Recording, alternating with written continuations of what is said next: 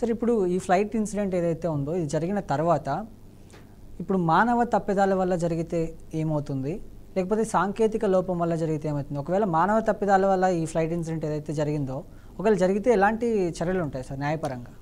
ముందుగా అహ్మదాబాద్లో జరిగినటువంటి ఈ దారుణమైన సంఘటన ఏదైతే ఉందో నిజంగా అలా జరగకూడాల్సింది, బట్ జరిగింది. దానికి ముందుగా మన వేదిక ద్వారా వాళ్ళందరూ కూడా ఒక సంతాపాన్ని తెలియజేద్దాం. మరొక విషయం ఏంటంటే ఎయిర్పోర్ట్ ప్రమాదాలు, ముఖ్యంగా ఫ్లైట్స్ క్రాష్ అవ్వడం ఉంది అత్యంత దారుణం అండి. ముఖ్యంగా కిట్టి గారు అత్యంత దారుణం. ఎందుకు ఇంత దారుణం చెప్తున్నా అంటే 96లో 1990లో జరిగినటువంటి మనకి చక్రీ దాద్రి అన్నటువంటి ఒక ఫ్లైట్ క్రాష్ జరిగింది అప్పుడు. అంటే యాక్చువల్గా రెండు అది ఎంత దారుణం అంటే ఒకటి కజకిస్తాన్ నుంచి వస్తున్నటువంటి ఒక ఫ్లైట్, సెకండ్ సౌదీ అరేబియా నుంచి వస్తుంది. రెండు ఫ్లైట్స్ కూడా మన ఫ్లైట్స్ కూడా ఇప్పుడు వీడియో గేమ్స్ ఆడుకున్నట్టుగా ఏం జరిగిందంటే రెండు ఫ్లైట్స్ కూడా మనకి అంటే ఎయిర్లోనే రెండు కూడా క్లాష్ అయిపోయాయి. రెండు ఒకేసారి అక్కడ హిట్ అవడం జరిగింది. అంటే అలా జరుగుతాయని ఎప్పుడు అనుకోలే. అంటే ఎప్పుడో 1990లో మనకి 90sలో మనకి ఈ బర్డ్స్ కనుక్కున్నటువంటి మనకి మన రైట్ బ్రదర్స్ కనుక్కున్న ఫ్లైట్స్ అప్పుడు కనుక్కొని సుమారుగా 100 సంవత్సరాల తర్వాత కూడా ఇంకా సాంకేతిక సమస్యలు, మానవ తప్పిదాల వల్ల ఇన్ని వందల మంది తమ ప్రాణాలని గాల్లో కలిపేసుకోవడం అనేది బహుశా జరగకూడని సంఘటనలు ఇవన్నీ కూడా. మీరు అన్నట్టుగా అవి మన సాంకేతిక సమస్యలు ఏమనెత్తాయా లేదా మానవ తప్పిద ప్రకారంగా జరిగింది. కాబట్టి ఏదైతే జరగాల్సిన డ్యామేజ్ అయితే జరిగిపోయింది. ఎవరెవరు గమ్యస్థానాలకు వాళ్ళు వెళ్ళాలనుకుంటున్నారు, మరికొద్ది నిమిషాల్లో మరికొద్ది గంటల్లో వారి యొక్క ప్లేసెస్కి రీచ్ అయ్యాయి, ఉన్న వాళ్ళతో మాట్లాడుకుంటూ రకరకాల ఎవరి కమిట్మెంట్స్, రకరకాల యాక్టివిటీస్ ఉంటాయి.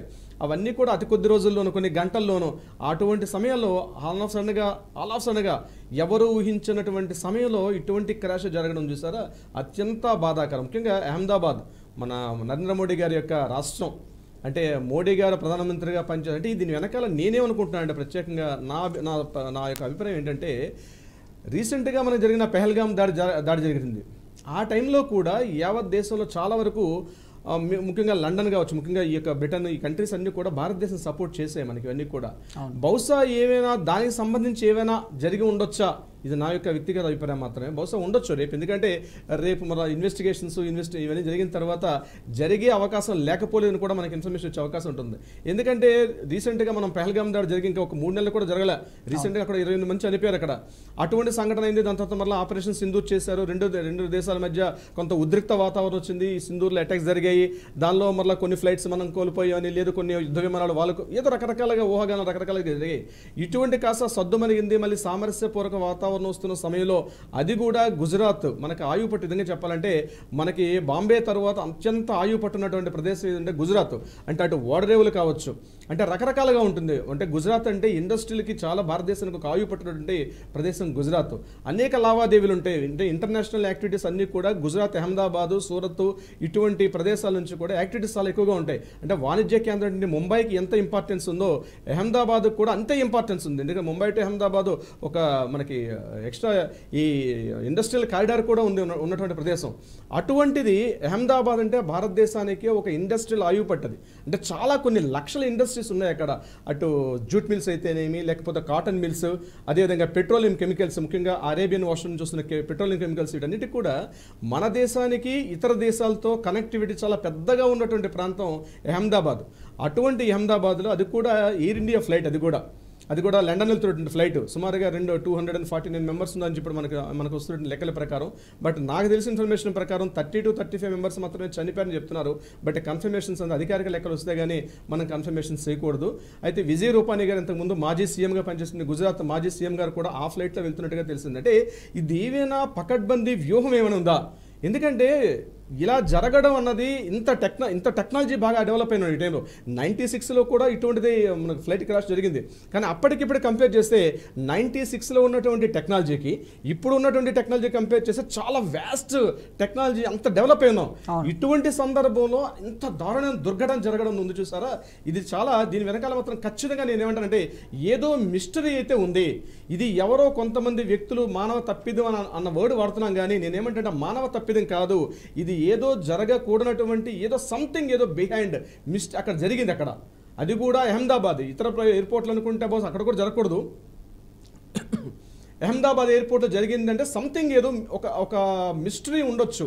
మన నేషనల్ ఎన్ఐఏ వాళ్ళు వీళ్ళందరూ కూడా రేపు అవన్నిటిని కూడా వాళ్ళు ఇంటరాగేషన్ చేశాక వెలుగులోకి వస్తుంది. కానీ ఏదేమైనప్పటికీ కూడా గుజరాత్ లాంటి ప్రదేశంలో అది కూడా ఒక ఇంటర్నేషనల్ ఫ్లైట్, ఒక డొమెస్టిక్ ఫ్లైట్స్ కూడా కాదు, ఒక ఇంటర్నేషనల్ ఫ్లైట్లో అది బోయింగ్ ఫ్లైట్ అంటేనే అబౌట్ 250 కెపాసిటీ ఉంటుంది బోయింగ్ ఫ్లైట్స్లో. అటువంటి కెపాసిటీ ఉన్న ఫ్లైట్స్లో జర్నీ చేస్తూ టేక్ ఆఫ్ అయినా 625 మినిట్స్ అంటే యాక్చువల్ జరిగింది ఏంటి, 625 ఫీట్స్ తక్కువలోనే ఆ ఫ్లైట్ టేక్ ఆఫ్ అవుతుండగానే జరిగిపోయింది ఈ యొక్క పెద్ద డ్యామేజ్. అంటే నేనేమంటానంటే ఈ పెహల్గాం దాడికి దీనికి ఏమైనా సంబంధం ఉందా అంటే పాకిస్తాన్ ఎలా ఉంటుంది, ఎలాంటి దేశాలు అంటే పాకిస్తాన్ అంటే దేశాలు మొత్తం అంతా కూడా సైలెంట్గా ఉన్నట్టుగా ఉన్న సమయంలో మరలా భారతదేశం మీద ఏమైనా ఉగ్రవాద చర్యలు ఏమైనా తీసుకోగలడం జరిగిందా, లేక ఉగ్రవాదులు కాకుండా ఉగ్రవాదుల ద్వారా ప్రేరేపిస్తుంటే దాన్ని ఏమంటారంటే వాళ్ళని పెడ్లర్స్ అంటారు, లేక మనం గంజాయి చేసే వాళ్ళని పెడ్లర్స్ అంటారు, వీళ్ళంటే స్లీపర్స్ అంటారు. ఎవరైనా స్లీపర్స్ ఏమైనా యాక్టివిటీ తీసుకొని దీన్ని కాస్త పెద్దగా చేశారా, తొందరలోనే బస్సు జరిగి కొన్ని గంటలైంది కాబట్టి అట్లీస్ట్ 1-2 డేస్లో మనకి పూర్తి ఇన్ఫర్మేషన్ కూడా వచ్చే అవకాశం ఉంటుంది. కానీ ఏదేమైనప్పుడు కూడా ఇటువంటి సంఘటన జరగడం అత్యంత దురదృష్టకరం. ఒకటి 96లో ఇటువంటి సంఘటన జరిగిన తర్వాత ఎంటైర్ సిస్టమ్ని మార్చేశారు. 96లో జరిగిన దుర్ఘటన ఏదైతే ఉందో అప్పుడు 2 ఫ్లైట్స్ క్లాష్ అయినాయి. ఒకటి Kazakhstan flight, Saudi Arabia 2 flights కూడా ఎయిర్లోనే క్లాష్ అయిపోయాయి. అంటే ఇక్కడ ఉన్నటువంటి ఏటీసీ కంట్రోల్ నుంచి వాళ్ళకి సిగ్నల్స్ వెళ్తుంటాయి. సిగ్నల్స్ మాట్లాడేటప్పుడు అక్కడ పైలట్కి ఇంగ్లీష్ రాదు. 96లో జరిగిన దుర్ఘటన ఏంటంటే ఇక్కడ ఏటీసీ కంట్రోల్ నుంచి ఇన్ఫర్మేషన్ పాస్ చేస్తుంటే పైలట్కి ప్రాపర్ ఇంగ్లీష్ అర్థం కాలే.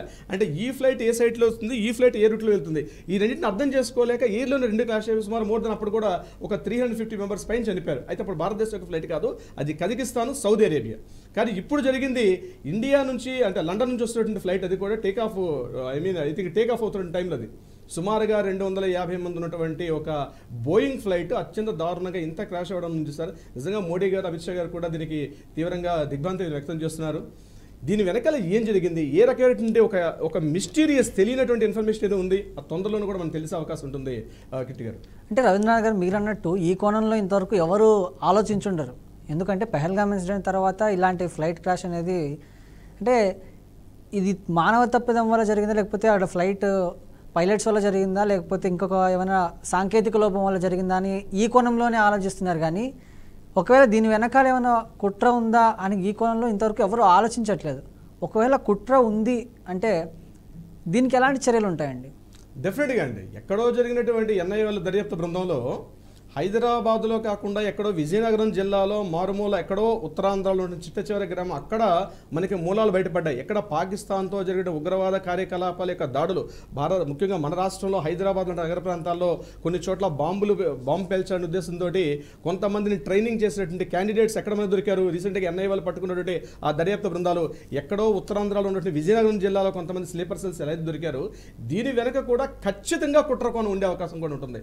దీనికి ఎలా ఉంటుంది ఒకటేంటంటే ఇది ఇంటర్నేషనల్ ఇష్యూ కాబట్టి, ముఖ్యంగా జరిగింది ఇన్సిడెంట్ ఇండియాలో జరిగినప్పుడు కూడా ఇంటర్నేషనల్ ఇన్సిడెంట్ కాబట్టి దీని యాక్చువల్గా లండన్ వాళ్ళు అంటే అక్కడ ఉన్నటువంటి ఆ ఎయిర్ ఫోర్స్ డిపార్ట్మెంట్స్ వాళ్ళు కావచ్చు, లేకపోతే మన దగ్గర ఉన్న వీళ్ళందరూ కూడా కూర్చొని ఇంటర్నేషనల్ అంటే దీని ఏమంటారంటే అంటే ఇలాంటి ఇన్సిడెంట్లు జరిగి ఉంటాయి కదా రవీంద్రనాథ్ గారు.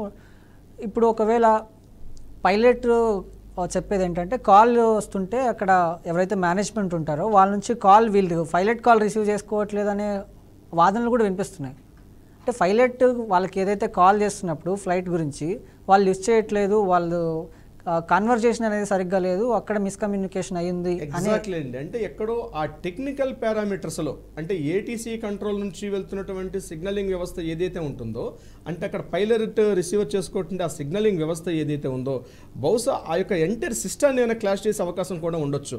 ఎందుకంటే టెర్రరిస్టులు ఈరోజు మామూలుగా లేరు, వాళ్ళు దేన్నైనా లోపలికి ఎంటర్ అయిపోయే పరిస్థితులు ఉన్నారు వాళ్ళు. ఎందుకంటే వాళ్ళ గ్రూప్సే పనిచేస్తున్నాయి స్లీపర్ సెల్స్గా. సో వాళ్ళు బహుశా కనెక్టివిటీ ఉండే అవకాశం ఉంటుంది. మరొకటి అక్కడ పైలట్స్ ఇద్దరు ఉంటారు, ప్రతిసారి పైలట్స్ ఒకరు ఉండరు, పైలట్స్ ఇద్దరు ఉంటారు.